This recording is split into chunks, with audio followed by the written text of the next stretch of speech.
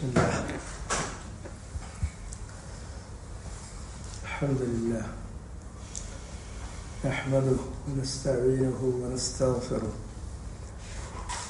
ونعوذ بالله من شرور أنفسنا ومن سيئات أعمالنا من يهده الله فلا مضل له ومن يضلل فلا هادي له وأشهد أن لا إله إلا الله وحده لا شريك له وأشهد أن محمدا عبده ورسوله يا أيها الذين آمنوا اتقوا الله حق تقاته ولا تموتن إلا وأنتم مسلمون يا أيها الناس اتقوا ربكم الذي خلقكم من نفس واحدة وخلق منها زوجها وبث منهما رجالا كثيرا ونساء واتقوا الله الذي تساءلون به والأرحام إن الله كان عليكم رقيبا يا أيها الذين آمنوا اتقوا الله وقولوا قولا سديدا يصلح لكم أعمالكم ويغفر لكم ذنوبكم ومن يطع الله ورسوله فقد فاز فوزا عظيما أما بعد فإن أصدق الكلام كلام الله وخير الهدي هدي محمد صلى الله عليه وسلم وشر الأمور محدثاتها فكل محدثة بدعة وكل بدعة ضلالة وكل ضلالة في النار. كذبت قبلهم قوم نوح وأصحاب الرس وثمود وعاد وفرعون وإخوان لوط وأصحاب الأيكة وقوم تبع كل كذب الرسل فحق وعيد.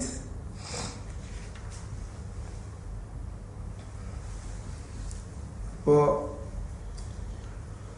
ഇതിനു മുമ്പ് നമ്മൾ പറഞ്ഞു വന്നത് ആദ്യം അല്ലാഹു സുബ്ഹാനഹു വ തആല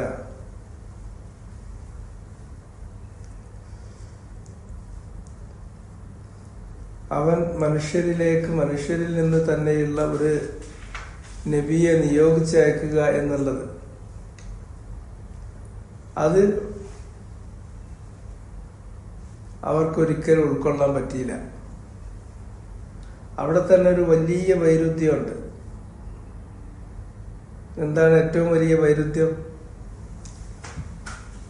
അവര് ആരാധനക്ക് വേണ്ടിയിട്ട് അവരുടെ കൂട്ടത്തിൽപ്പെട്ട സൃഷ്ടികളെ മനുഷ്യരല്ലാത്ത മനുഷ്യരെക്കാളും താഴ്ന്ന സൃഷ്ടികളെ സ്വീകരിക്കാം.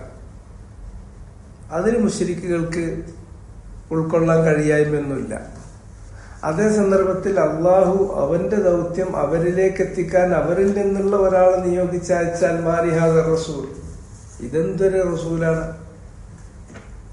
ഭക്ഷണം കഴിക്കുന്ന, അങ്ങാടിയിലൂടെ നടക്കുന്ന, വിവാഹം ചെയ്യുന്ന ആ ഭാര്യമാരിൽ മക്കളും പേരക്കുട്ടികളും ഉണ്ടാകുന്ന ഒരു മനുഷ്യനെ നബിയായിട്ട് അയക്കി. അജിബു അൻജാഹും മുൻദിറുമിൻഹും, അവരിൽ നിന്ന് തന്നെയുള്ള ഒരു താക്കീതുകാരൻ അവർക്ക് വരുന്നതിൽ അവർക്ക് വലിയ അത്ഭുതമായി. അത് അവർക്ക് ഉൾക്കൊള്ളാൻ പറ്റുന്നില്ല. പിന്നെ അതേപോലെ അവര് നിഷേധിച്ചു തള്ളിയ, അവർക്ക് ഉൾക്കൊള്ളാൻ പറ്റാതിരുന്ന കാര്യം, മരണാനന്തരം അവര് വീണ്ടും പുനരുജ്ജീവിപ്പിക്കപ്പെടും എന്ന് പറയുന്ന കാര്യം അവർക്ക് ഉൾക്കൊള്ളാൻ പറ്റിയില്ല. ഇങ്ങനെ അവർ നിഷേധിക്കുന്ന അടിസ്ഥാനപരമായ ഈ രണ്ട് കാര്യങ്ങൾ ചൂണ്ടിക്കാണിച്ചതിന് ശേഷം അള്ളാഹു നേർക്ക് നേരെ പോയത്, ഇതൊക്കെ ഉൾക്കൊള്ളണമെങ്കിൽ അതിന് ചില പശ്ചാത്തലങ്ങളുണ്ട്, ചില പരിസരങ്ങളുണ്ട്. ആ പശ്ചാത്തലങ്ങളും പരിസരങ്ങളും അത് നമ്മൾ ഒരുക്കിയെടുക്കന്നെ വേണം, അല്ലാതെ അത് ഉൾക്കൊള്ളാൻ കഴിയില്ല. അതിനുള്ള പശ്ചാത്തലമായി അള്ളാഹു നിശ്ചയിച്ചത്, അള്ളാഹു ഇവിടെ ചൂണ്ടിക്കാണിച്ചിട്ടുള്ളത് അൽ-ആയാത്തുൽ ഉഫുഖിയ, അൽ-ആയാത്തുൽ കൗനിയ.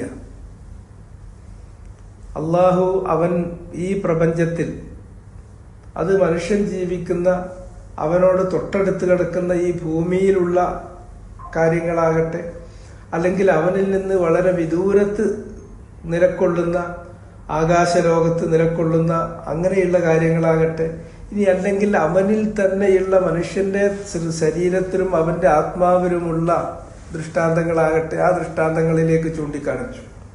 അവയെക്കുറിച്ച് നിങ്ങളുടെ എല്ലാ തരത്തിലുള്ള വാതായനങ്ങളും തുറന്നു വെക്കണം. കണ്ണ് തുറന്നു വെക്കണം, ചെവി തുറന്നു വെക്കണം, മനസ്സ് തുറന്നു വെക്കണം, ബുദ്ധി തുറന്നു വെക്കണം.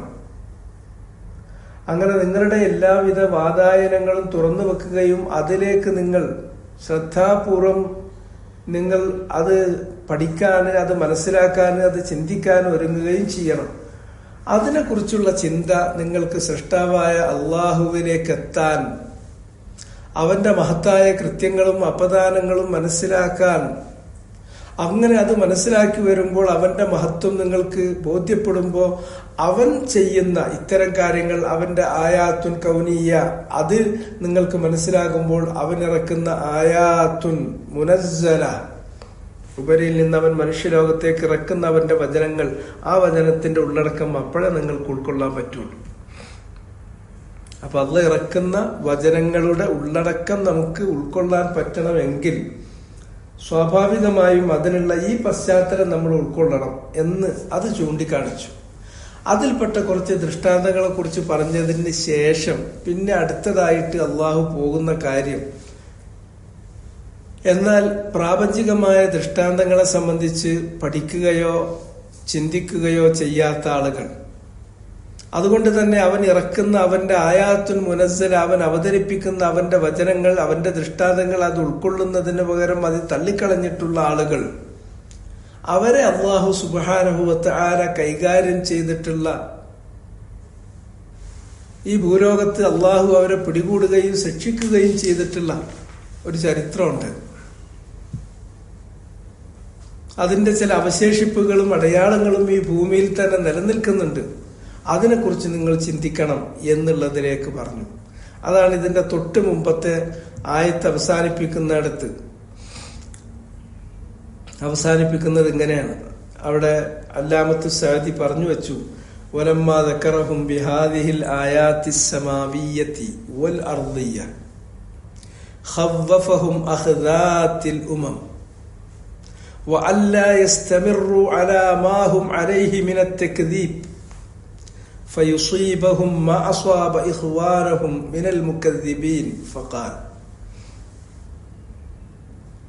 ولما ذكرهم അള്ളാഹു അവർക്ക് പറഞ്ഞു കൊടുത്തപ്പോൾ, ദക്കറക്ക് പല അർത്ഥമുണ്ട്.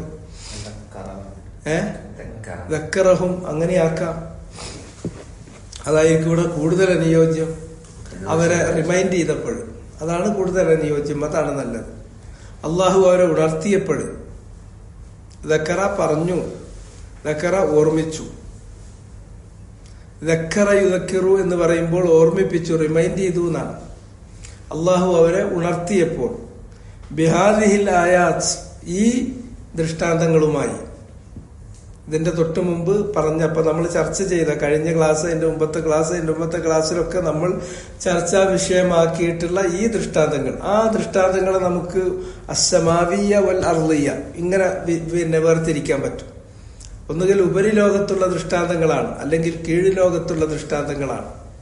സമാവിയത്ത് ഉപരിലോകത്തുള്ള ദൃഷ്ടാന്തങ്ങൾ, ആകാശത്തിലേക്ക് നോക്കുന്നില്ലേ, നക്ഷത്രങ്ങളെ നോക്കുന്നില്ലേ, സൂര്യനെ നോക്കുന്നില്ലേ, ചന്ദ്രനെ നോക്കുന്നില്ലേ എന്നിത്യാദി കാര്യങ്ങൾ പറഞ്ഞതൊക്കെ മിനൽ ആയാത്തിസ് സമാവിയ്യ. എന്നാൽ നിങ്ങൾ ആ പർവ്വതത്തിലേക്ക് നോക്കുന്നില്ലേ, ഈ സൃഷ്ടിയിലേക്ക് നോക്കുന്നില്ലേ, ഒട്ടകത്തിലേക്ക് നോക്കുന്നില്ലേ, സമുദ്രത്തിലേക്ക് നോക്കുന്നില്ലേ, ഇതെല്ലാം ആണെങ്കിൽ അൽ ആയാത്തുൽ അർദിയ, അത് കീഴ്ലോകത്തുള്ള ദൃഷ്ടാന്തങ്ങൾ.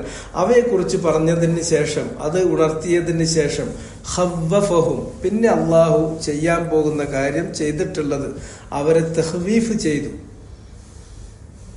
ഖവ്വഫ എന്ന് പറഞ്ഞിട്ടുണ്ടെങ്കിൽ നേരെ വാക്കിന്റെ അർത്ഥം പേടിപ്പിച്ചു എന്നാണ്. ഖൗഫ് നിങ്ങൾക്ക് അറിയുന്നതാണ്. ഖാഫ യഖാഫു, അതിന്റെ 3 അക്ഷരങ്ങൾ ഖാ വാവ് ഫാ, ഖൗഫാണ്. ഖൗഫ് ഭയം. അതിന്റെ ഫഅല വസ്ന എടുക്കുമ്പോൾ ഖവ്വഫ,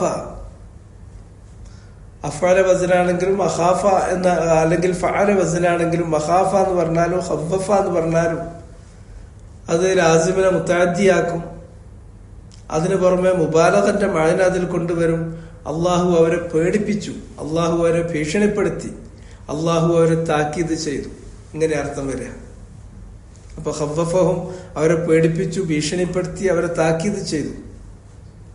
എന്ത് പറഞ്ഞിട്ടാണ്? എന്താണ് അവരെ പേടിപ്പിച്ചത്? അഹ്ദാത്തിൽ ഉമം, മുൻകഴിഞ്ഞു പോയിട്ടുള്ള ഉമമുകൾ. ഉമ്മത്ത് ജംഉഹ ഉമമുൻ, ഉമ്മത്ത് പറഞ്ഞാൽ മനുഷ്യ സമുദായങ്ങൾ. ആ മനുഷ്യ സമുദായങ്ങളെ അവൻ പിടികൂടി. അഹദ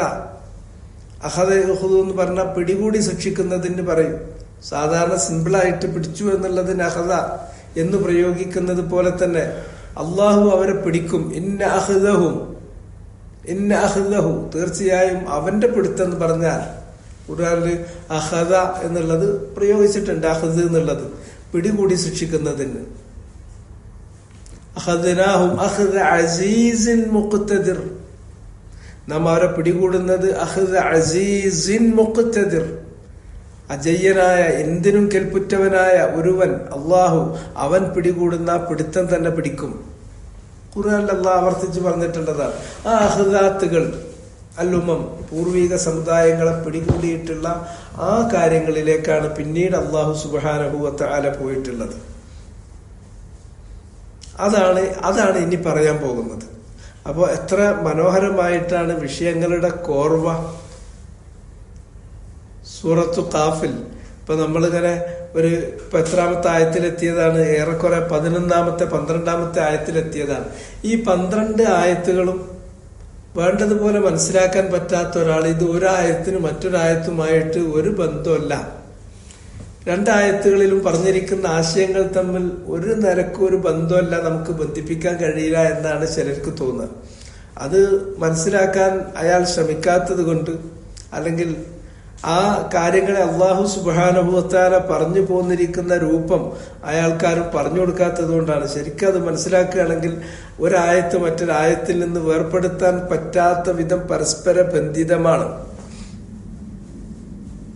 ഒരു വല്ലാത്ത ഒരു യൂണിറ്റി, ഒരു പൊരുത്തം അതിനിടയിലുണ്ട്. വഅല്ലാ യസ്തമിറു അലാ മാ ഹും അലൈഹി മിനത് തക്ദീബ്, വഅല്ലാ യസ്തമിറു, അവര് തുടരരുത് എന്നാണ് അള്ളാഹു അവരോട് പറയുന്നത്. അലാ മാ ഹും അലൈഹി മിനത് തക്ദീബ്, അലാ മാ, ഒരു കാര്യത്തിന്മേൽ, ഹും അലൈഹി, അവര് ആ കാര്യത്തിന്മേലാണുള്ളത്. ഹും, അവര്, അലൈഹി, അതിന്മേലാണ്. ഇപ്പോൾ അവർ ഏതൊന്നിലാണോ ആ അവസ്ഥയിൽ അവർ തുടരരുത്. അപ്പൊ മ എന്ന് പറയുന്ന യാതൊന്ന് എന്ന് പറഞ്ഞിട്ട് നമ്മളൊരു റിലേറ്റീവ് പ്രോനൗൺ വെക്കുമ്പോ എന്താണത്? അന്ന് ബയാൻ ചെയ്യണ്ടേ? അത് ബയാൻ ചെയ്യാനാണ് മിനത് തക്ദീബ് എന്ന് പറഞ്ഞത്. അവിടെ മിന്ന് ബയാനിന് വേണ്ടി വരുന്ന മിന്നാണ്. നമ്മളിങ്ങനെയുള്ള കാര്യങ്ങൾ അതിന്റെ ഗ്രാമർ പഠിക്കുമ്പോൾ അല്ലെങ്കിൽ അതിന്റെ വാചകങ്ങൾ അനലൈസ് ചെയ്യുന്നത് ആശയം വ്യക്തമായി കിട്ടാനാണ്. അല്ലാണ്ട് ഗ്രാമർ നമ്മൾ പഠിക്കുമ്പോൾ വെറുതെ അങ്ങനെ നുള്ളിപ്പെറുക്കി കുറെ പറഞ്ഞു പഠിച്ചു, അതല്ല. അതിന്റെ ലക്ഷ്യം ആശയങ്ങളിൽ നമുക്ക് പൂർണ്ണമായ ഒരു വ്യക്തതയും ഒരു തെളിച്ചവും കിട്ടാൻ അത് ആവശ്യമാണ്. ഇവിടെ മിൻ പറഞ്ഞാൽ അതിൽ നിന്നല്ല. അവിടെ അവർ ഏതൊന്നിലാണോ എന്ന് പറഞ്ഞാൽ ഏതാണത്? മിനത് തക്ദീബ്, അഥവാ തെക്ദീബിലാണ്, കളവാക്കുന്നതിലാണ്. ഇപ്പോൾ അവർ നിലകൊള്ളുന്നത് തെക്ദീബാണ്, കളവാക്കലാണ്. ആ കളവാക്കുന്ന അവസ്ഥയിൽ ഇനി അവർ തുടരരുത്.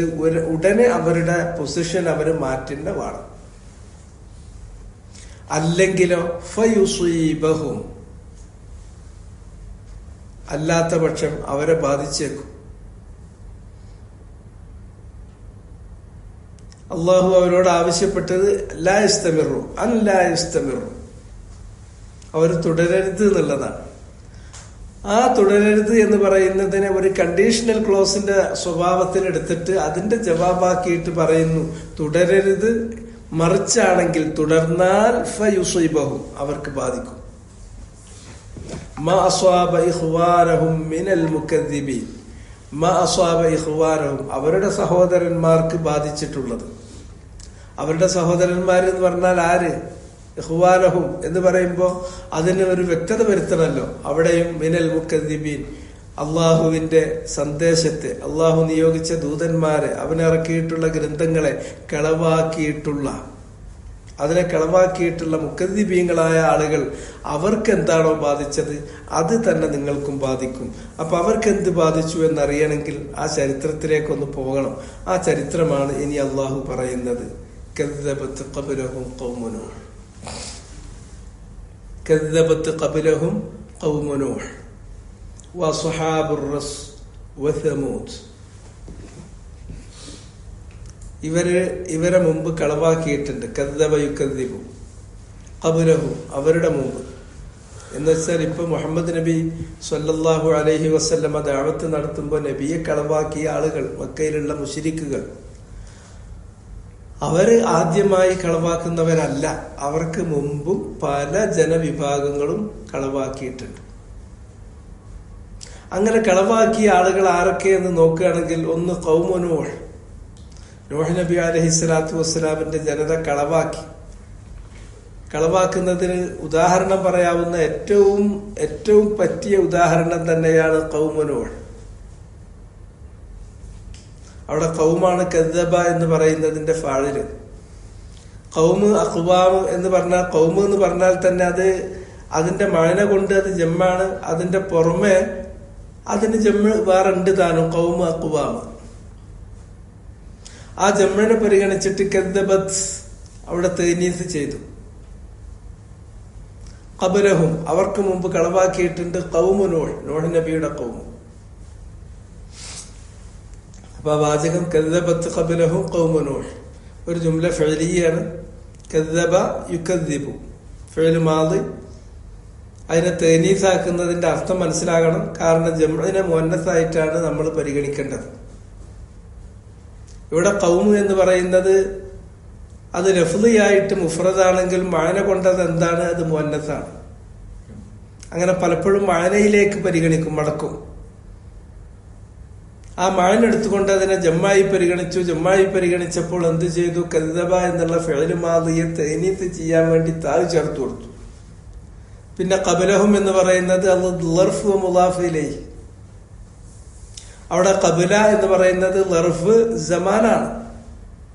മുളാഫ് ഇലൈഹിയായി വന്നിട്ടുള്ളത് ഹും എന്നുള്ള ലമീറാണ്. ആ ലമീർ ആര്? അത് ഇവിടെ അണ്ടർസ്റ്റുഡ് ആണ്. അവരെ കുറിച്ച് ലമീറിൽ മാത്രമേ ഈ അധ്യായത്തിൽ പറഞ്ഞിട്ടുള്ളൂ.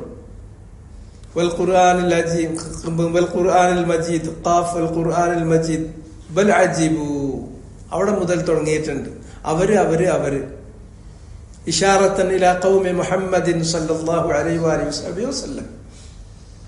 അവിടെ ഹും എന്ന് പറയുന്നത് കൊണ്ട് അവര് എന്നത് കൊണ്ട് ഉദ്ദേശിക്കുന്നത് ഖൗമു മുഹമ്മദ് നബി സല്ലല്ലാഹു അലൈഹി വസല്ലമ പ്രബോധനം ചെയ്യുന്ന ആ സമൂഹം, അവർക്കാണ് സാധാരണ ഖൗമ് എന്ന് പറയാം. ഖൗമ് എന്ന് പറഞ്ഞാൽ ജനത എന്ന് വേണമെങ്കിൽ മലയാളത്തിൽ പറയാം. സാധാരണ ഖുർആനിൽ അധികം ഖൗമ് എന്ന് പ്രയോഗിക്കുന്നത് ഉമ്മത്തുദ്ദഅവ,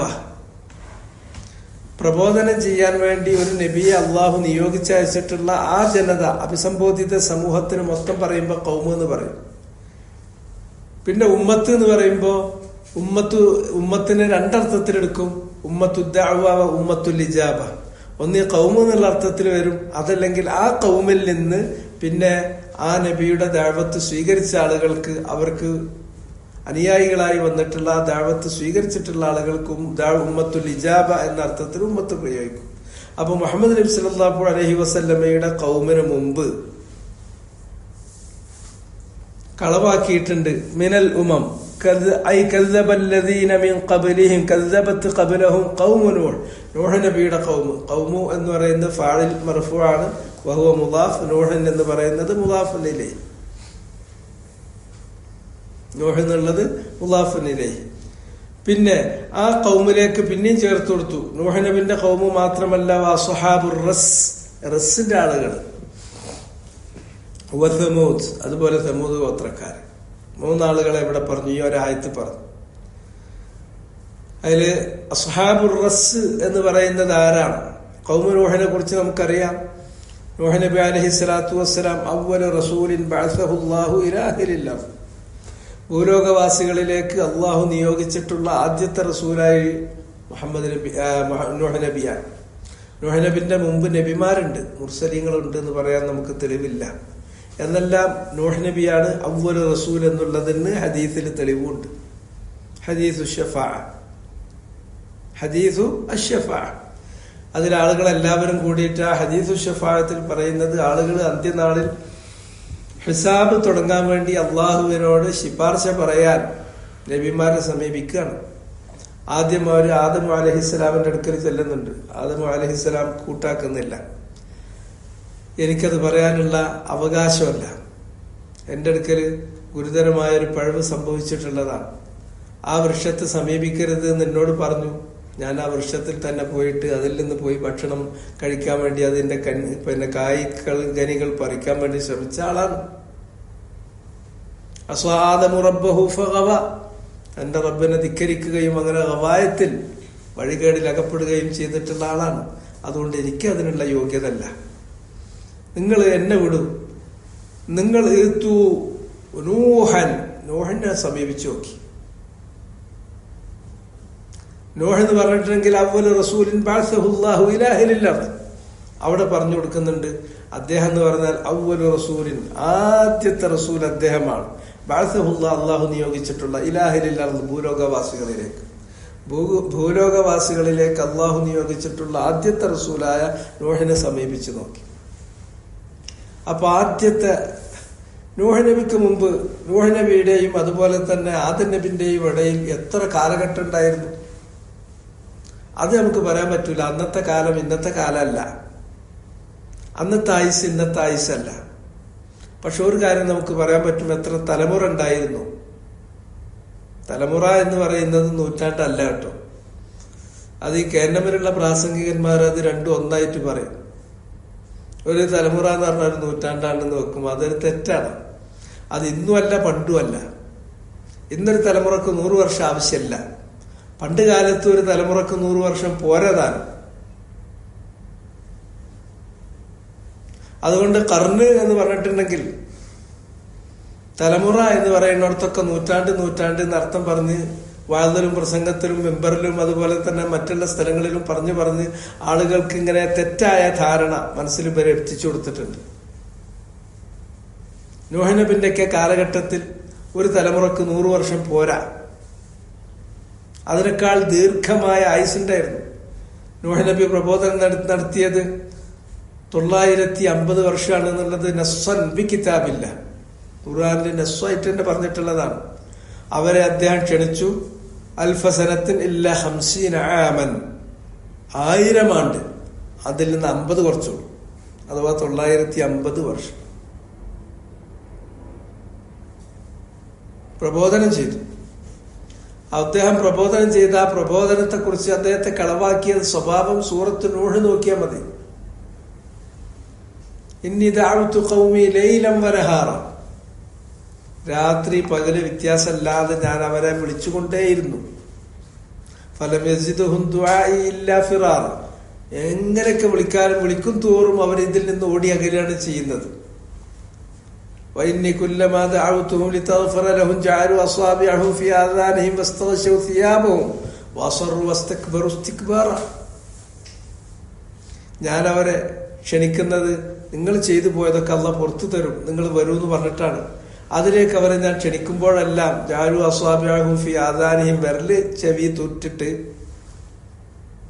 വസ്തഗ്ശൗ സിയാബഹും, വസ്ത്രമെല്ലാം കൂടെ കൂട്ടിയിട്ട് തിരുകി പിടിച്ചിട്ട്, വസറു വസ്തക്ബറു ഇസ്തിക്ബാറ, എന്നിട്ട് അവരവരുടെ ആ ധിക്കാരത്തിൽ തന്നെ മൂടുറച്ചു പോവുകയും അഹങ്കരിക്കുകയുമാണ് ചെയ്തത്. എത്തി അവസാനം ഒരു യാതൊരു രക്ഷയില്ലാത്തൊരവസ്ഥയിലേക്ക് എത്തി. യാതൊരു മാറ്റം അവരിൽ ഉണ്ടാവില്ല. വലാ യലിദു ഇല്ലാ ഫാജിറൻ കഫാറ റബ്ബി ലാ തദർ അലൽ അർദി മിനൽ കാഫിരീന ദയ്യാറ ഇന്നക ഇൻ തദർഹും യുളില്ലു ഇബാദക വലാ യലിദു ഇല്ലാ ഫാജിറൻ കഫാറ. നൂഹ് നബി അലൈഹിസ്സലാം തന്റെ ജനതക്കെതിരെ, ഒരു നബി തന്റെ ജനതക്കെതിരെ സംസാരിക്കുക, പ്രാർത്ഥിക്കുക എന്ന് പറയുന്നത് വളരെ വിരളാണ്. അതിന് മാത്രം അളമുട്ടിയാൽ മാത്രമേ അങ്ങനെ പറയൂ. അദ്ദേഹം അങ്ങനെ പറയേണ്ടി വന്നു. റബ്ബി ലാ തദർ അലൽ അർദി മിനൽ കാഫിരീന ദയ്യാറ, ഇനി ഒരുത്തനെ വിട്ടേക്കണ്ട റബ്ബേ, നീ അവരെ വിട്ടേച്ചിട്ട് മാറും എന്ന് പ്രതീക്ഷിക്കാനില്ല. ഇൻ തദർഹും യുദില്ലു ഇബാദക്, അവരെ വിട്ടേച്ചാൽ അവർ നിന്റെ അടിയാറുകളെ പഴപ്പിക്കും. വലാ യലിദു ഇല്ലാ ഫാജിറൻ കഫാറ, അവരിൽ നിന്ന് ഉണ്ടായി വരുന്നൊരു തലമുറയിൽ പോലും പ്രതീക്ഷയല്ല, ഫാജിറും കഫാറുമായിട്ട് മാത്രമാണ് അവർ ജനിച്ച് ഇനി അവർക്ക് വരുന്ന അടുത്ത തലമുറയും വരാറുള്ളത്. അതുകൊണ്ടൊന്ന് കഴുകി തുടക്കണം. അവസാനം അള്ളാന്റെ കൽപ്പന വന്നു, സകല എണ്ണത്തിനും വിശ്വാസികളെ ഒരു കപ്പലിൽ കയറ്റി, അതുപോലെ തന്നെ മിൻകുല്ലിൻ സൗജൈൻ ഇത്നൈൻ, എല്ലാറ്റിൽ നിന്നും ഇണകളെ കപ്പലിൽ കയറ്റി. അങ്ങനെ ആ കപ്പലിൽ നിന്ന് അത് രക്ഷിക്കേണ്ടവരെ ബാക്കിയുള്ളവരെ ഒന്നിച്ച് ഒരു പ്രളയത്തിലൂടെ, മഹാപ്രളയത്തിലൂടെ അള്ളാഹു നശിപ്പിച്ചു. അതിനെ സംബന്ധിച്ചു വന്ന വർണ്ണനകൾ, അതിനെ സംബന്ധിച്ചു വന്നിട്ടുള്ള വിവരണങ്ങൾ അത് ഭയാനകമാണ്. നമ്മൾ കേൾക്കുന്ന അല്ലെങ്കിൽ നമ്മൾ സാധാരണ കരുതുന്നതിനേക്കാളൊക്കെ എത്രയോ ഭയാനകമാണ്. ഖുർആനിൽ അത് വർണ്ണിക്കുന്ന കാര്യങ്ങൾ, ഓരോ സ്റ്റെപ്പുകൾ. ഫസ്റഅൽ ഫുൽക ബിഅയുനിന, നീ ഒരു കപ്പലുണ്ടാക്കിക്കോ, മരുഭൂമിയിൽ കപ്പലുണ്ടാക്കാൻ പറയാണ്. കുല്ലമാ മറ അലൈഹി മലഉം മിൻ ഖൗമിഹി സഖറു മിൻ, അദ്ദേഹത്തിന്റെ ജനതയിൽപ്പെട്ട കുറച്ച് ആളുകൾ ആ കപ്പലുണ്ടാക്കിക്കൊണ്ടിരിക്കുമ്പോൾ അതിലൂടെ അങ്ങനെ നടന്നു പോകുമ്പോ, ഇപ്പൊ മരുഭൂമിയിൽ ആ കപ്പലോടിക്കാൻ പോകണം എന്ന് പറഞ്ഞിട്ട് നന്നായിട്ടൊന്ന് കളിയാക്കി വിടും. കളിയാക്കി, നമ്മൾ നിങ്ങളെ തിരിച്ചു കളിയാക്കുന്ന ദിവസം വരാനുണ്ട് എന്ന് മാത്രം പറഞ്ഞു വെക്കും. അങ്ങനെ കപ്പലിന്റെ പണിയെല്ലാം കഴിഞ്ഞതിന് ശേഷം നൂഹ് നബി അലൈഹി സ്വലാത്തു വസ്സലാമിനോട് അള്ളാഹു പറഞ്ഞു, ആ കപ്പലിൽ നീ കയറ്റേണ്ടത്, നീ കയറണം, നിന്റെ കൂടെ വിശ്വസിച്ച ആളുകൾ ഉണ്ടെങ്കിൽ അവരെ കയറ്റണം. അതുപോലെ തന്നെ മിൻകുല്ലിൻ സൗജൈൻ ഇത്നൈൻ, എല്ലാ ജന്തുജാതികളിൽ നിന്നും ഇണകളെ, ഓരോ ഇണകളെ അതിലേക്ക് കയറ്റണം. 2 പേഴ്സ്, 2 ഇണകളെ അതിലേക്ക് കയറ്റണം. അങ്ങനെ കയറ്റി കുറച്ച് കഴിയുമ്പോൾ അതാ മഴ കണ്ടു തുടങ്ങുന്നു. ആ മഴ എന്ന് പറഞ്ഞാൽ ആകാശത്തോട് അല്ലാഹു സുബ്ഹാനഹു വ തആല വെള്ളം ഒന്നായിട്ട് ഇങ്ങോട്ട് ഇറക്കാൻ വേണ്ടി പറയാ ചെയ്യുന്നത്. വെള്ളം എന്ന് പറഞ്ഞാൽ വെള്ളത്തിന്റെ സോഴ്സ് ആകാശമാണ്, ഭൂമിയല്ല. ഭൂമി അതിന്റെ സെക്കൻഡറി സോഴ്സാണ്. അവിടുന്ന് വരുന്നത് അതിവിടെ പിടിച്ചു വെക്കുന്ന ഒരു സ്ഥലം മാത്രമാണ് ഭൂമി. ഇവിടെ ഒഴുകുന്ന നദി പോലും അതിന്റെ ഒറിജിൻ അവിടെയാണ്. യൂഫ്രട്ടീസ് ആണെങ്കിലും നൈലാണെങ്കിലും അതുപോലെയുള്ള ആ യൂഫ്രട്ടീസിന്റെയും നൈലിന്റെയും കാര്യം പറയുമ്പോൾ 4 നദികൾ കണ്ടു. 2 ജിബ്രീൽ അലൈഹിസ്സലാം പറഞ്ഞു കൊടുത്തു. 2 പ്രത്യക്ഷമാണ്, 2 പരോക്ഷമാണ്. പരോക്ഷമായ നദികൾ അത് സ്വർഗത്തിൽ ഒഴുകിക്കൊണ്ടിരിക്കുന്നു. പ്രത്യക്ഷമായ നദികൾ നിങ്ങൾ കാണുന്ന ഭൂമിയിൽ ഒഴുകുന്ന യൂഫ്രട്ടീസും നൈലുമാണ്. അതാണ് ആ നദി. അത് സിദ്റത്തുൽ മുൻതഹയുടെ ചോട്ടുന്ന തുടങ്ങുന്നത് എന്ന് വെച്ചാൽ അതിന്റെ പ്രഭവം അവിടുന്നാണ്, വെള്ളം അവിടുന്നാണ്.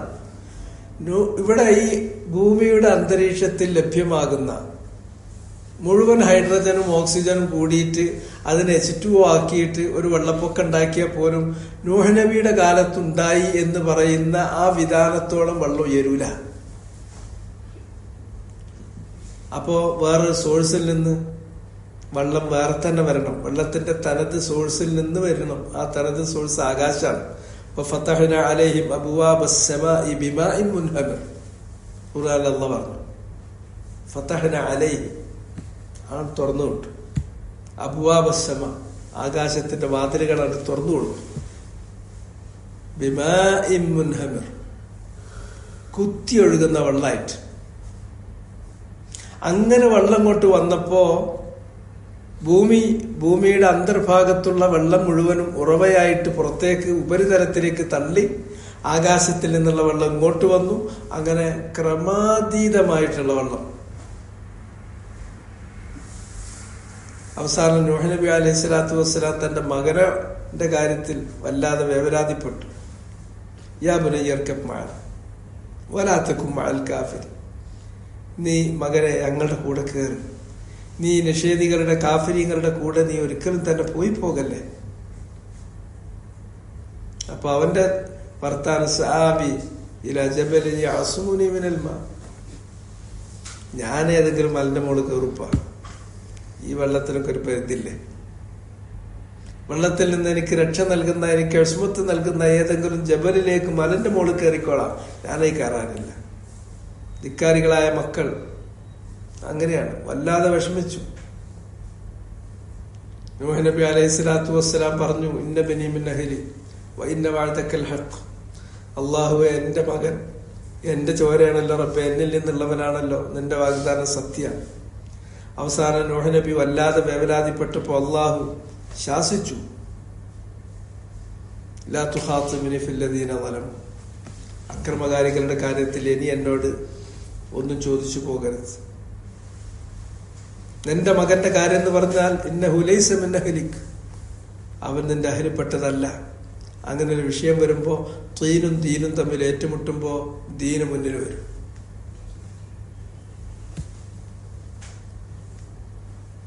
തീന് എന്ന് പറഞ്ഞാൽ കളിമണ്ണാണ്, മനുഷ്യന്റെ ഉൻസുറാണ്, മനുഷ്യന്റെ ബേസിക് എലമെന്റ് അതാണ്. ദീൻ എന്ന് പറഞ്ഞാൽ അതിനെ സക്രിയമാക്കുന്ന ആശയത്തിന്റെ ബലം അതാണ്. ദീന് തീന് കളിമണ്ണാണെങ്കിലും ദീനാണെങ്കിലും അങ്ങനെ ദീന് യോജിക്കുന്നില്ല. കളിമണ്ണിന്റെ കാര്യത്തിൽ വാപ്പയാണ് മകനാണ്, അല്ലെങ്കിൽ സഹോദരനാണ് സഹോദരിയാണ്, അല്ലെങ്കിൽ ഭാര്യയാണ് ഭർത്താവാണ്, അല്ലെങ്കിൽ ഉടപ്പുറപ്പാണ്. പക്ഷെ ദീനൊക്കണില്ല. അങ്ങനെ വരികയാണെങ്കിൽ ഇന്നഹു ലൈസ മിൻ അഹ്ലിക്, അവൻ നിന്റെ അഹ്ലാന്ന് പറയാൻ പറ്റൂല. കാരണം ഇന്നഹു അമലു ഗൈറു സാലിഹ്, അവൻ ചെയ്തു കൂട്ടിയത് അത്രയും മോശമായ കാര്യങ്ങൾ അവൻ ചെയ്തത്. അവൻ അള്ളാഹനെ കളവാക്കുകയാണ്, അള്ളാഹു നിയോഗിച്ചിട്ടുള്ള നബിമാരെ കളവാക്കുകയാണ്, ആ നബിമാർ മുഖേന അവർക്ക് കൊടുത്തിരിക്കുന്ന സന്ദേശം കളവാക്കുകയാണ്. അവൻ ഒരിക്കലും ഒരു നല്ല ജീവിതം നയിക്കുന്നില്ല, ലക്കില്ലാത്ത താന്തോന്നിത്തങ്ങളിൽ അവിശ്വാസത്തിലും താന്തോന്നിത്തങ്ങളിലും ഒഴുകി നടക്കുകയാണ്. ഇന്നഹു അമലു ഗൈറു സാലിഹ്. ഇത് ഒരു വലിയൊരു പാടാണ്. അതെവിടെ ചരിത്രത്തിൽ എല്ലായിടത്തും കാണുന്നതാണ്. ദീനും തീനും തമ്മിൽ എവിടെ ഏറ്റുമുട്ടുന്നുവോ, തീന് പറഞ്ഞ കളിമണ്ണ്, ദീന് പറഞ്ഞ മതം തമ്മിൽ ഏറ്റുമുട്ടിയാൽ ദീന് മുകളിൽ വരണം. അതിനാണ് മുൻഗണന, യാതൊരു സംശയമല്ല. قل إن كان آباؤكم وأبناؤكم وإخوانكم وأزواجكم وعشيرتكم وأموال اقترفتموها وتجارة تخشون كسادها ومساكن ترضونها أحب إليكم من الله ورسوله وجهاد في سبيله فتربصوا حتى يأتي الله بأمره. നിങ്ങളുടെ വാപ്പമാരാകട്ടെ, മക്കളാകട്ടെ, സഹോദരന്മാരാകട്ടെ, അടുത്ത ബന്ധുക്കളാകട്ടെ, അങ്ങനെ അങ്ങോട്ട് തുടങ്ങി ദുനിയാവിന്റെ എല്ലാ കാര്യങ്ങളും ഓരോന്ന് എണ്ണി പറഞ്ഞിട്ട് പറഞ്ഞു, അഹബ്ബയിലേക്കും അല്ലാഹു റസൂൽ, അള്ളാഹുവിനെക്കാളും അള്ളാഹ് നിയോഗിച്ചിട്ടുള്ള അവന്റെ ദൂതനെക്കാളും നിങ്ങൾക്ക് പ്രിയപ്പെട്ടവർ ഇവരാണെങ്കിൽ അതിനാണ് നിങ്ങൾ പ്രയോറിറ്റി കൊടുക്കുന്നതെങ്കിൽ ഫതറബ്ബസു, നിങ്ങൾ കാത്തിരുന്നാ മതി, അള്ളാഹിന്റെ കൽപ്പനക്ക് വേണ്ടി കാത്തിരുന്നോളൂ.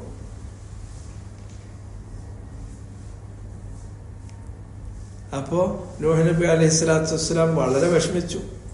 കാരണം സ്വന്തം മകൻ അത് വെള്ളത്തിൽ ഒലിച്ചു പോകുന്നത് കണ്ടുകൊണ്ട് നോക്കി കാണേണ്ടി വരികയാണ്.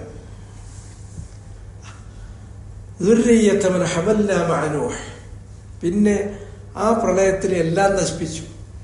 വസ്തവത്തെ ആലൽ ജൂതി പർവ്വതത്തിൽ പോയിട്ട് നൂഹ് നബിയുടെ കപ്പൽ നങ്കൂരമിട്ടു. ആ നൂഹ് നബി ആ കപ്പലിൽ രക്ഷപ്പെടുത്തി കൊണ്ടുപോയിട്ടുള്ള ആ കപ്പലിൽ രക്ഷപ്പെടുത്തി കൊണ്ടുപോയിട്ടുള്ള ആളുകള് അവരിൽ നിന്ന്, അവരുടെ പ്രോജനി, അവരുടെ സന്തതി പരമ്പര, അവരിൽ നിന്ന് അവരാണ് പിന്നെ ഭൂലോകവാസികൾ എന്ന് പറഞ്ഞ മനുഷ്യര്, വേറെ ആരുമല്ല. അതാണ് സൂറത്തുൽ ഇസ്രായിൽ പറയുമ്പോൾ ദുർരിയ്യത മൻ ഹമൽനാ മഅ നൂഹ് ഇന്നഹു കാന അബ്ദൻ ശകൂറ. പിന്നെ പ്രബോധനം തുടങ്ങുന്നത് എല്ലാം പിന്നെ ബാക്കി കാര്യങ്ങൾ ഇവിടുത്തെ പിന്നെ നാഗരികത ഏറ്റുപിടിക്കുന്നത്, അതിന്റെ തുടർച്ച മുന്നോട്ട് നയിച്ചുകൊണ്ട് പോകുന്നത് ആ കപ്പലിൽ കയറിയ ആളുകൾ മാത്രമാണ്, അവരുടെ സന്തതി പരമ്പരകളാണ്. നൂഹിന്റെയും ആദമിന്റെയും ഇടയിൽ 10 തലമുറ ഉണ്ട്. ആ 10 തലമുറയിൽ അവസാനത്തെ തലമുറയിൽ ഉണ്ടായിരുന്ന ആൾക്കാരാണ് വദ്, സുവാഴ്, യഹൂസി, അഴൂഖ്, നസ്ർ. അത് നൂഹ് നബിയുടെ തൊട്ട് മുമ്പത്തെ തലമുറയാണ്. നൂഹ് നബി ആ 10 കഴിഞ്ഞ് 11ാമത്തെ തലമുറക്കാരനായിട്ടാണ് നൂഹ് നബി വരുന്നത്. ഇബ്നു അബ്ബാസ് റളിയല്ലാഹു അൻഹുവിൽ നിന്നുള്ള റിവായത്തിൽ ഇമാം ബുഖാരി അക്കാര്യം രേഖപ്പെടുത്തിയിട്ടുണ്ട്. നൂഹിന്റെയും ആദമിന്റെയും ഇടയിൽ 10 ഖുറൂൻ, 10 തലമുറ ഉണ്ട്. 10ാം തലമുറക്കാരാണ് ആദം നബിന്റെ കാലം കഴിഞ്ഞ് 10ാം തലമുറക്കാരാണ് വദ്, സുവാഴ്, യഗൂസ്, യഊഖ്, നസ്ർ പോലെയുള്ള മഹാന്മാര്. അവര് മരിച്ചപ്പോൾ ഔഹ ശൈത്വാനു ഇലാ ഖൗമിഹിം, പിശാചു വന്നിട്ട് പറഞ്ഞു, അനിൻസുബൂ ഫി മജാലിസിഹിം അല്ലത്തി കാനൂ യജ്ലിസൂന അലൈഹാ അൻസാബൻ. വദ്ദിനി, സുവാനി, യഊസിനി, യഊഖിനെയൊക്കെ നമുക്ക് മറക്കാൻ പറ്റും. അതുകൊണ്ട് അവരിയ്ക്കുന്ന സ്ഥലത്ത് മറന്നു പോകാതിരിക്കാൻ വേണ്ടി ഒരു അടയാളപ്പെടുത്തൽ എന്ന അർത്ഥത്തിൽ നിങ്ങളൊരു നാട്ടിയേക്ക് ഒരു കുറ്റി അടിച്ചാൽ മതി. അങ്ങനെ ആ 10ാം തലമുറക്കാരായ ആളുകൾ വദ്ദിന്റെ കൂടെ ജീവിച്ച, സുവാളിന്റെ കൂടെ ജീവിച്ച, യഊഖിന്റെയും നസറിന്റെയും കൂടെ ജീവിച്ച, യഗൂത്തിന്റെ കൂടെ ജീവിച്ച 10ാം തലമുറക്കാരായ ആളുകൾ മരിച്ചപ്പോ വദ്ദിനെ നേരിട്ട് കണ്ടിട്ടില്ലാത്ത ഒരു പുതിയ തലമുറ, 11ാമത്തെ തലമുറ വന്നപ്പോ പിശാച് ഒന്നും കൂടി വന്നിട്ട് ഒന്നും കൂടി മൂട്ടിക്കൊടുത്തു. ആ നാട്ട കൊണ്ട് നമുക്ക് അവരെ ഓർക്കാൻ പറ്റൂല. ഇന്നിപ്പോ നമുക്ക് ചോദിച്ചാൽ പലരും പറഞ്ഞു തരും എങ്ങനെയാണ് അവര്. അതുകൊണ്ട് വദ്ദിനെ വദ്ദിന്റെ രൂപത്തിൽ, സുവാളിനെ സുവാളിന്റെ രൂപത്തിൽ, യഗൂസിനെ യഗൂസിന്റെ രൂപത്തിൽ, യഊഖിനെ യഊഖിന്റെ രൂപത്തിൽ അങ്ങനെ നിങ്ങൾ പ്രതിമകളാക്കി രൂപപ്പെടുത്തി സ്വനമായി വിഗ്രഹമാണ്. അങ്ങനെ ഫലമ്മാ തനസ്സഖൽ ഇൽമു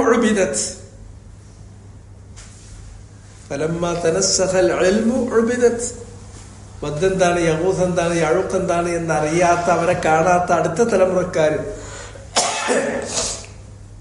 ഇൽമ് ദുർബലപ്പെടുത്തപ്പെട്ടപ്പോൾ, ഇൽമ് ദുർബലമായപ്പോൾ, ഇൽമ് അസാധുവായപ്പോൾ, ഇൽമില്ലാതെ പോയപ്പോൾ ഉബിദത്, അവരാരാധിക്കാൻ തുടങ്ങി. 2-3 സ്റ്റെപ്പിലൂടെ വേണം അവരെ ഈ വിഗ്രഹാരാധനയിലേക്ക് പിശാചു കൊണ്ടുവന്നത്. ഇതാണ് ഖുദ്സിയ ഹദീസിൽ അല്ലാഹ് പറയുന്നത്, ഇന്നി ഖലഖതു ഇബാദി ഹുനഫ, ഞാൻ എൻ്റെ അടിയാറുകളെ സൃഷ്ടിച്ചത് ഹുനഫാക്കളായിട്ടാണ്. ഒരു ഗുണവും മണവും ഇല്ലാത്ത, ഒരു നിറമില്ലാത്ത, അങ്ങനത്തെ ശരിയായ ഗുണമുണ്ട്, ശരിയായ മണമുണ്ട്, ശരിയായ പക്ഷമുണ്ട്, സത്യത്തിന്റെ പക്ഷത്തിന്റെ ആളുകളാണ്. വ്യക്തമായും തൗഹീദിന്റെ ഭാഗത്ത് നിൽക്കുന്ന, ഷിർക്കിനെ തീർത്തും വെടിഞ്ഞ് കൈയൊഴിഞ്ഞു പോരുന്ന, ഷിർക്കിന്റെ പക്ഷം വെടിഞ്ഞ് തൗഹീദിന്റെ പക്ഷത്തേക്ക് നിൽക്കുന്ന ആളുകൾ, അവരാണ് ഹുനഫാക്കൾ. സത്യത്തിന്റെ പക്ഷവുമായിട്ടാണ് ഞാൻ അവരെ സൃഷ്ടിച്ചത്. പിന്നീട് പിശാചുക്കള് അവരെ വലിച്ചിഴച്ചു കൊണ്ടുപോവുകയാണ് ചെയ്തത്.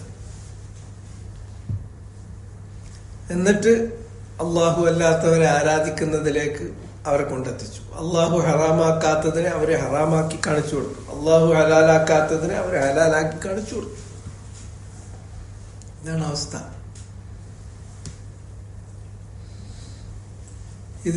അതുകൊണ്ട് ഫലമ്മ തനസ്സഖൽ ഇൽമു ഉബിദത്ത് എന്നുള്ളത് വലിയൊരു തത്വമാണ്.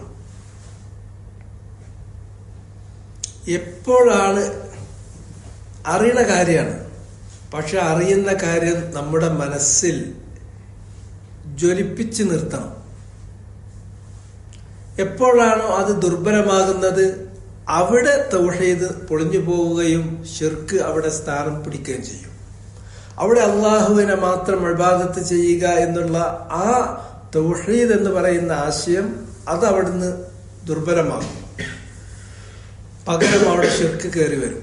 അതുകൊണ്ട് ജീവിതത്തിൽ ഉടനീളം തുടങ്ങിയിടം മുതൽ അവസാനിക്കുന്നത് വരെ തൗഹീദിനെ സംബന്ധിച്ചുള്ള പാഠങ്ങൾ ഓരോന്ന് ആവർത്തിച്ചുകൊണ്ടിരിക്കണം.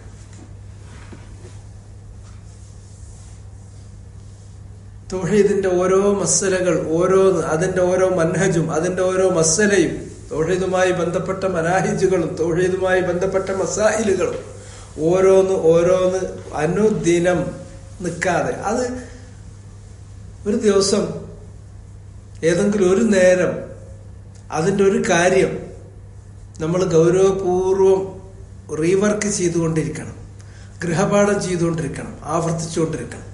അത് എപ്പോ വീക്കാകുന്നുവോ, അതെപ്പോൾ ഇല്ലാതാകുന്നുവോ, അപ്പോ വിഗ്രഹാരാധന അവിടെ വരും. നിങ്ങൾ വിചാരിക്കുന്നുണ്ടോ ഈ വിഗ്രഹാരാധന എന്ന ചെറിയ സംഗതിയല്ല.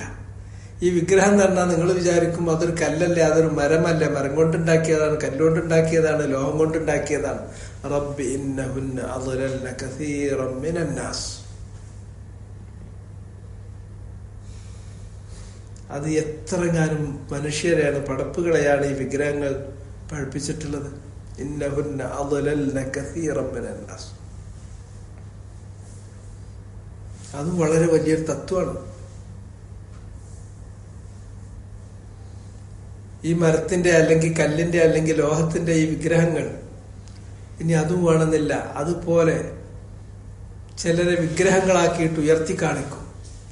ആ വിഗ്രഹങ്ങൾ മനുഷ്യരുണ്ട്, മനുഷ്യ വിഗ്രഹങ്ങൾ. അവർ വിഗ്രഹമായിട്ട് നിലനിൽക്കും. സമൂഹത്തിൽ വിഗ്രഹമായിട്ട് ഉയർത്തി കാണിച്ചുകൊണ്ടൊരു പുകഴ്ത്തി പറഞ്ഞ് വലുതാക്കി അയാളൊരു വിഗ്രഹമായിട്ടാണ്ട് സ്ഥാപിക്കും. ആ വിഗ്രഹം അത് വിഗ്രഹമായി വന്നോ ജനങ്ങളെ പഠിപ്പിച്ചു. അതുകൊണ്ട് ഒരാളെ വിഗ്രഹമായിട്ടു കാണരുത്, ആരുയർത്തിക്കൊണ്ടുവന്നാലും അംഗീകരിക്കുകയും ചെയ്യരുത്. അങ്ങനെ അല്ല ഒരാളുമില്ല.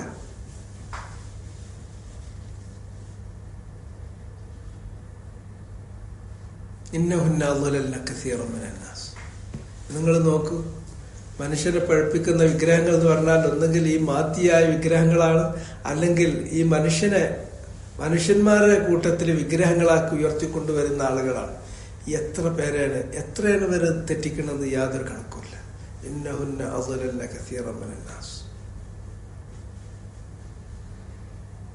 ഫകദബത് ഖബ്ലഹും ഖൗമു നൂഹ്. നൂഹ് നബി അലൈഹിസ്സലാത്തു വസ്സലാമയുടെ ജനത അവര് കളവാക്കി. ഇനി അവസാനം ഒരിക്കലും അവര് ഒരു നന്മയ്ക്കുള്ള എല്ലാ കൈത്തിരിയും കെട്ടുകഴിഞ്ഞിരിക്കുന്നു. ലാ യലിദു ഇല്ലാ ഫാജിറൻ കഫാറ. ലാ തദർ അലൽ അർളി മിനൽ കാഫിരീന ദയ്യാറ ഇന്നക ഇൻ തദർഹും യുദില്ലു ഇബാദക വലാ യലിദു ഇല്ലാ ഫാജിറൻ കഫാറ.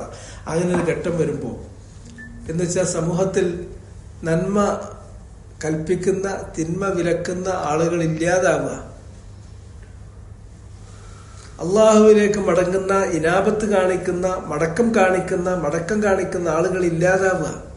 അങ്ങനത്തെ ഒരു ഘട്ടം വന്നു കഴിഞ്ഞാൽ പിന്നെ അള്ളാഹു സുബ്ഹാനഹു വ തആല വെച്ചേക്കില്ല. അള്ളാഹു നശിപ്പിച്ചു.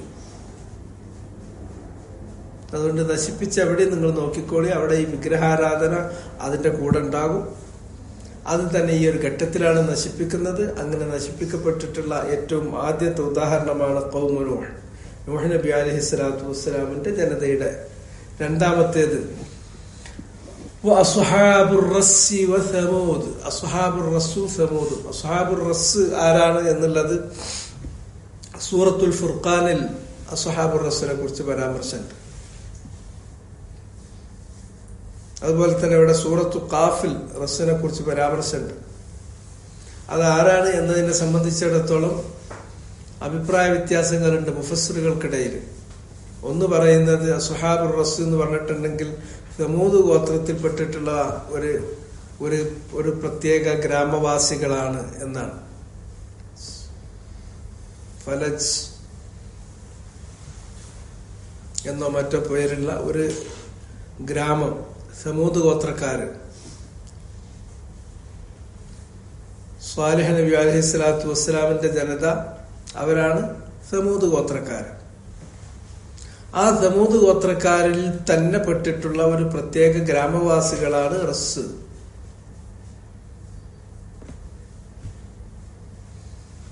അങ്ങനെ ഒരു അഭിപ്രായമുണ്ട്. രണ്ടാമത്തെ റസ് എന്ന് പറയുമ്പോൾ അതിനെ കുറിച്ച് പറയുന്ന മറ്റൊരു അഭിപ്രായം അത് ഒരു കിണറാണ്. ആ കിണറിന്റെ സ്ഥാനം ഇന്നത്തെ അസർബൈജാൻ ഭാഗത്താണ്. അങ്ങനെ ഇബ്നു അബ്ബാസിൽ നിന്ന് റിവായത്തുണ്ട്. അസർബൈജാനിലുള്ള ഒരു കിണറാണ്. ആ കിണറില് എന്ത് ചെയ്തു? അവരിലേക്ക് നിയുക്തനായിരിക്കുന്ന നബിയെ ആ ജനങ്ങൾ പിടിച്ചിട്ട് കിണറിലിട്ടു. എന്നിട്ട് ആ കിണർ മൂടിക്കളഞ്ഞു. പണ്ടത്തെ ഒരു പ്രശ്നം അതാണ്. നബിമാര് വരും, ആ നബിമാരെ വളരെ ക്രൂരമായി കൊന്നുകളയും. യഖ്തുലൂന നബിയ്യീന ബിഗൈരിൽ ഹഖ്, യഖ്തുലൂന അൽ അംബിയാ ബിഗൈരിൽ ഹഖ്. നബിമാരെ അവര് യാതൊരു ന്യായവുമില്ലാതെ കൊന്നുകളയാന്നുള്ളതാണ്. അങ്ങനെ ആ നബിയെ പിടിച്ചിട്ട് കിണറ്റിലിട്ടു. എന്നിട്ട് ആ കിണർ വലിയ പാറട്ടിട്ട് മൂടിക്കളഞ്ഞു. അന്റെ പരിഷ്കരണം, അന്റെ പ്രബോധനം ഞങ്ങൾക്ക് വേണ്ട എന്ന് പറഞ്ഞിട്ട്. അത് റസ് ഗോത്രം, റസ് എന്ന് പറയുന്നത് ഈ സമൂത് ഗോത്രത്തിന്റെ ഭാഗമാണ് എന്നൊരു വ്യാഖ്യാനമുണ്ട്. അത് അസർബൈജാനിന്റെ ഭാഗത്താണ് എന്നൊന്നുണ്ട്. മൂന്നാമത്തേത് അതിനെ സംബന്ധിച്ച് പറയാ, അത് ഉഖ്ദൂദ്, അസ്ഹാബുൽ ഉഖ്ദൂദ്, സൂറത്തുൽ ബുറൂജിൽ പറഞ്ഞിട്ടുള്ള ഉത്തര അസ്ഹാബുൽ ഉഖ്ദൂദ് അന്നാരി ദാത്തിൽ വഖൂദ് ഇദ്ഹും അലൈഹാ ഖുഊദ് വഹും അലാ മാ യഫ്അലൂന ബിൽ മുഅ്മിനീന ശുഹൂദ് എന്ന് പറഞ്ഞിട്ടുള്ള അസ്ഹാബുൽ ഉഖ്ദൂദാണ് എന്ന് ഖൗലുണ്ട്. അത് തമ്മിൽ നമുക്ക് ഏതാണ് എന്ന് തീർച്ചപ്പെടുത്താൻ കുറച്ച് പ്രയാസമാണ്.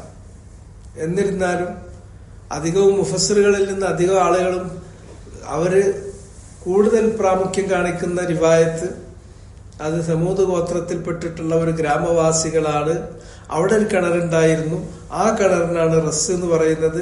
ആ കിണറിനെ ചുറ്റിപ്പറ്റിയിട്ട് ജീവിച്ചിരുന്ന ആ ഗ്രാമത്തിലുള്ള ആളുകൾ അവരാണ്. അവരിലേക്ക് നിയോഗിക്കപ്പെട്ടിട്ടുള്ള നബി അവര് ആ കിണറ്റിലിട്ട് കൊലപ്പെടുത്തുകയും കല്ലുകൊണ്ട് മൂടിക്കളയുകയും ചെയ്തു എന്ന് ചരിത്രം പറയുന്നുണ്ട്. അതായിരിക്കാം. അല്ലെങ്കിൽ ഖുർആന്റെ ചരിത്രാഖ്യാന രീതി അങ്ങനെയാണ്. അതൊക്കെ അങ്ങനെ പറയല്ലാണ്ട് അത് ഇന്ന വർഷം ഇത്ര തീയതിക്ക് എന്ന തീയതി പറയില്ല. അതുപോലെ തന്നെ അത് ആളുകളെ സംബന്ധിച്ചിടത്തോളം ഈ രൂപത്തിലുള്ള ഒരു പരാമർശം നടത്തല്ലാണ്ട് ബാക്കി അതിന്റെ ഡീറ്റെയിലുകളിലേക്ക് പോകൂല. അതൊക്കെ നമ്മുടെ മനുഷ്യന്മാരെഴുതുന്ന ചരിത്രത്തിൽ അങ്ങനെയൊക്കെ ചില രീതികളുണ്ട്. പക്ഷെ ഖുർആനിൽ അള്ളാഹു പരാമർശിക്കുന്ന, അള്ളാഹു പറയുന്ന ചരിത്രത്തിന്റെ രീതി അത് ഗുണപാഠപരമാണ്.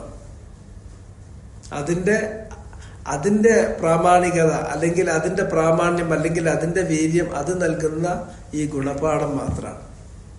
അതുകൊണ്ട് തന്നെ അതിലെ ഗുണപാഠം ഉൾക്കൊള്ളാൻ ആവശ്യമാകുന്ന അളവിൽ അത് പറഞ്ഞു പോകുക എന്നതല്ലാതെ അതിൽ കവിഞ്ഞിട്ടുള്ള ഡീറ്റെയിലുകളിലേക്ക് പിന്നെ ഖുർആനിൽ പരാമർശങ്ങൾ വരാറില്ല. അപ്പൊ കദ്ദബത് ഖബ്ലഹും ഖൗമു നൂഹ് വഅസ്ഹാബുർ റസ് വസമൂദ്, പിന്നെ സമൂദ് ഗോത്രക്കാർ. സമൂദ് ഗോത്രം, ആ സമൂദ് ഗോത്രം അവരിലേക്ക് അള്ളാഹു സുബ്ഹാനഹു വ തആല നിയോഗിച്ചിട്ടുള്ളത് സ്വാലിഹ് നബിയാണ്. സ്വാലിഹ് നബി അലൈഹിസ്സലാത്തു വസ്സലാം വന്ന് പ്രബോധനം ചെയ്യുമ്പോൾ അദ്ദേഹത്തെ അവർ കളവാക്കുന്നു. അപ്പോ അദ്ദേഹത്തെ അള്ളാഹു നിയോഗിച്ചയച്ചിട്ടുള്ള നബിയാണ് എന്നവരെ ബോധ്യപ്പെടുത്താൻ ആവശ്യമായ ദൃഷ്ടാന്തം കൊടുക്കുന്നു. അതൊരൊട്ടകാണ്. ആ ഒട്ടകം ഭൂമി പിളർന്ന് അവരെല്ലാവരും കാണുന്ന അവരൊക്കെ സാക്ഷിയാകുന്ന തരത്തിലൊരു വലിയ ഒട്ടകം ഇങ്ങോട്ട് വരുന്നു.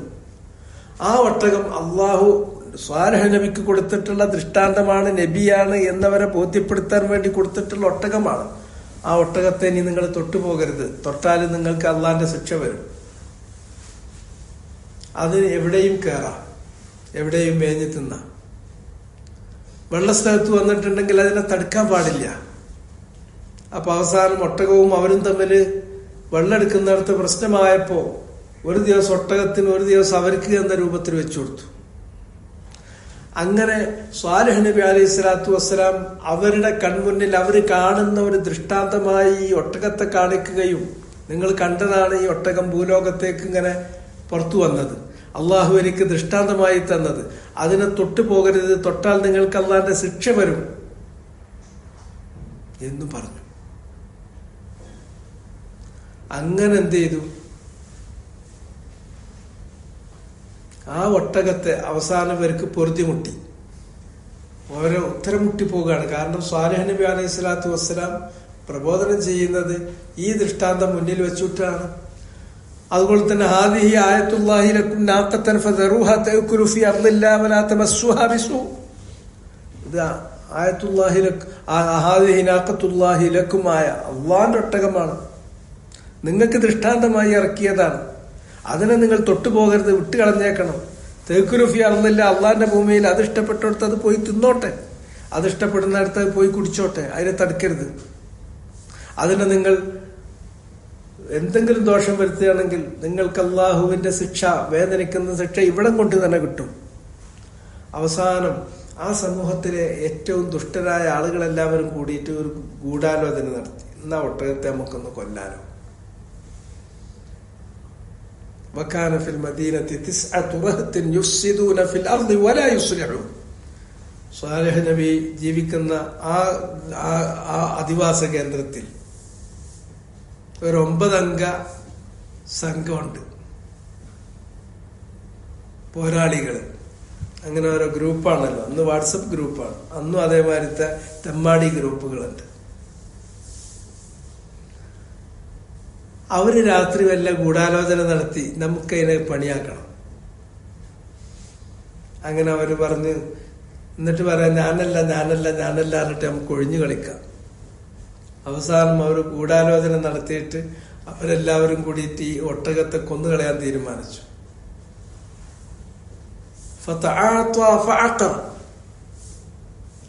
അവരെ കൈകാര്യം ചെയ്തു. എന്നിട്ട് ആ ഒട്ടകത്തെ അറുത്ത് കളഞ്ഞു.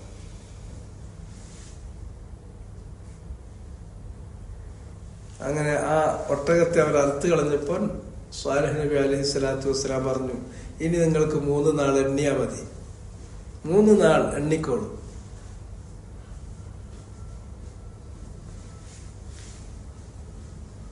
അപ്പോഴും ഒരു കണക്കിലെടുത്തില്ല. അതൊരു പേടിപ്പിക്കല, അതൊക്കെ നമ്മൾ കുറെ കണ്ടതാണ് എന്ന് വിചാരിച്ചു. അങ്ങനെ അള്ളാന്റെ ശിക്ഷ ആകാശത്തിൽ കാർമേഘ രൂപത്തിൽ ഇങ്ങനെ വരുന്നത് കണ്ടപ്പോ അത് ചൂണ്ടിക്കാണിച്ചിട്ട് പറഞ്ഞു, ഇത് അള്ളാന്റെ ശിക്ഷയാണ്, നോക്കിക്കോളൂ, ഇപ്പൊ വരുന്നറിഞ്ഞു. ആരൊന്നും മഴ പെയ്യായിരിക്കും, ഞങ്ങക്ക് മഴ കിട്ടുമായിരിക്കും എന്നറിഞ്ഞു. അങ്ങനെ ആ ശിക്ഷ ഇങ്ങനെ വന്നിട്ട് ഒരു ഘോരമായ ഒരു അട്ടഹാസമായി. ഭൂമിയിലെ ഏറ്റവും വലിയ ഭീമന്മാരായിരുന്ന അവര് ആ അള്ളാന്റെ ശിക്ഷ വന്നപ്പോ അവരവരുടെ വാസസ്ഥലങ്ങളിൽ മുട്ടുകുത്തി അങ്ങനെ അങ്ങ് പതിച്ചുപോയി. അനങ്ങാൻ പറ്റില്ല. ഒന്ന് പെടയാൻ, ചാണ് നേർത്തൊന്ന് പെടയാൻ അതിന് പോലും പറ്റിയില്ല അവർക്ക്. കല്ലം യഗ്നൗ ബിൽ അംസ്. ഇന്നലകളിൽ അങ്ങനെ അവരവിടെ ജീവിച്ചിരിപ്പുണ്ട് എന്ന് പോലും തോന്നാത്ത വിധത്തിൽ അവരെ നാമാവശേഷമാക്കി.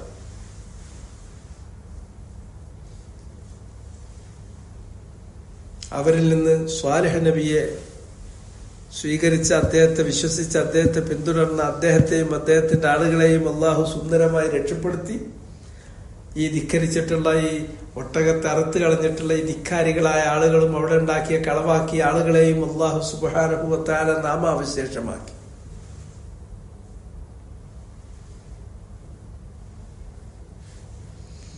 ഇത് രണ്ടാമത്തെ ഉദാഹരണം. ആ ആയത്തിന് അർത്ഥം കൊടുത്തത് സഅദി റഹ്മത്തുള്ളാഹി അലൈഹി പറയുന്നു, ഐ കദ്ദബല്ലദീന മിൻ ഖബ്ലിഹിം മിനൽ ഉമമി റുസുലഹും അൽ കിറാമ. അഥവാ കദ്ദബ കളവാക്കിയിരിക്കുന്നു. കദ്ദബന്റെ ഫാഇൽ അല്ലദീൻ, ആ ഇസ്മുൽ മൗസൂലാണ്. യാതൊരുവർ, അവര് മിൻ ഖബ്ലിഹിം, അതിന്റെ സുലത്തുൽ മൗസൂൽ മിൻ ഖബ്ലിഹിം, അവർക്ക് മുമ്പുള്ള, അവർക്ക് മുമ്പ് ഈ ഭൂലോകത്ത് ജീവിച്ചിട്ടുള്ള ഒരു വിഭാഗം കളവാക്കിയിട്ടുണ്ട്. അത് മിനൽ ഉമം, ഇവരെ പോലെ ഭൂലോകത്ത് ജീവിച്ചിട്ടുള്ള മനുഷ്യ സമുദായങ്ങളിൽ പെട്ടവരാണ്. ആ മനുഷ്യ സമുദായങ്ങളിൽ പെട്ടിട്ടുള്ള ഒരു വിഭാഗം കളവാക്കിയിട്ടുണ്ട്. ആരെ കളവാക്കി? റുസുലഹും. കദ്ദബന്റെ ഫാഇല് അല്ലദീനാണെങ്കിൽ അതിന്റെ മഫ്ഊലു ബിഹി റുസുലഹും, റുസുലാണ്. അവരിലേക്ക് വന്നിട്ടുള്ള നബിമാരെ, ആ നബിമാർക്ക് നഅ്തു വെച്ചു കൊടുത്തു. അൽ കിറാം, കരീം, കിറാം, മാന്യന്മാരായ നബിമാരെ അവരെ കളവാക്കി. വഅംബിയാഅഹും അൽ ഇളാം, അവരിലേക്ക് വന്നിട്ടുള്ള വലിയ മഹാന്മാരായിട്ടുള്ള നബിമാരെയും അവർ കളവാക്കി. ഏതുപോലെ? കനൂഹൻ, നൂഹ് അലൈഹിസ്സലാത്തു വസ്സലാമിനെ പോലെ. കദ്ദബഹു ഖൗമുഹു, അദ്ദേഹത്തിന്റെ ജനത കളവാക്കി. വസമൂദ്, അതുപോലെ തന്നെ സമൂദ് ഗോത്രക്കാര് അവർ കളവാക്കി. ആരെയാണ് അവർ കളവാക്കിയത്? അവരിലേക്ക് അള്ളാഹു നിയോഗിച്ചിട്ടുള്ള സ്വാലിഹ് നബി അലൈഹിസ്സലാത്തു വസ്സലാമിനെ കളവാക്കി. കദ്ദബത് ഖബ്ലഹും ഖൗമു നൂഹിൻ വഅസ്ഹാബുർ റസ്സി വസമൂദ്. ഇവിടെ അസ്ഹാബുർ റസ് ഇദ്ദേഹം പറയാതെ പോയത്. ആര്? സഅദി പ്രത്യേക പരാമർശം നടത്താതിരുന്നത് അവര് അഹ്ലു ഖറിയ മിൻ സമൂദ് എന്നുള്ള പരിഗണനയിലാണ്. അതാണ് മുഫസ്സിറുകളിൽ അധികം ആളുകളും വെച്ചിട്ടുള്ളത്. മറ്റു അഭിപ്രായങ്ങളും ഉണ്ട്, അത് ഞാൻ പറഞ്ഞല്ലോ. കദ്ദബത് ഖബ്ലഹും ഖൗമു നൂഹ് വഅസ്ഹാബുർ റസ്സി വസമൂദ്. വഅസ്ഹാബുർ റസ്സി വസമൂദ് ഇവിടെ നിർത്താം. سبحانك اللهم وبحمدك أشهد أن لا إله إلا أنت أستغفرك وأتوب إليك.